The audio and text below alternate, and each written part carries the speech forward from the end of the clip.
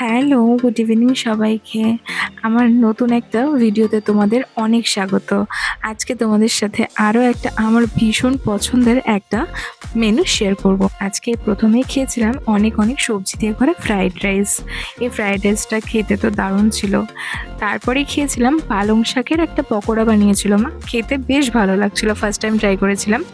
আর তারপরে খেয়েছিলাম বেগুনি গোল গোল করে ভাজা।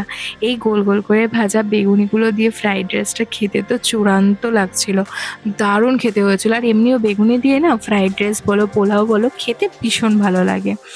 আর এই যে তারপরেই খেয়ে নিয়েছিলাম চিকেন কষা দিয়ে ফ্রাইড রাইস। এই চিকেন কষা দিয়ে ফ্রাইড রাইস খেতে তো আমার ভীষণ ভালো লাগে। এই চিকেন কষার ঝোল, আলু আর চিকেন দিয়ে ফ্রাইড রাইসটা একদম তৃপ্তি করে মন ভরে পেট ভরে খেয়েছিলাম, খেতে ভীষণ ভালো লাগছিল। আমার তো ফ্রাইড রাইসের সাথে চিকেন কষা খেতে ভীষণ ভালো লাগে। তোমরা ফ্রাইড রাইসের সাথে কি খেতে পছন্দ করো অবশ্যই কমেন্ট করে জানিও।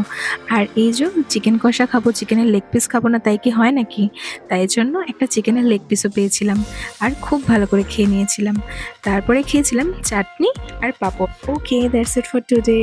Do like, comment, share, subscribe. Thanks for watching, keep supporting, by.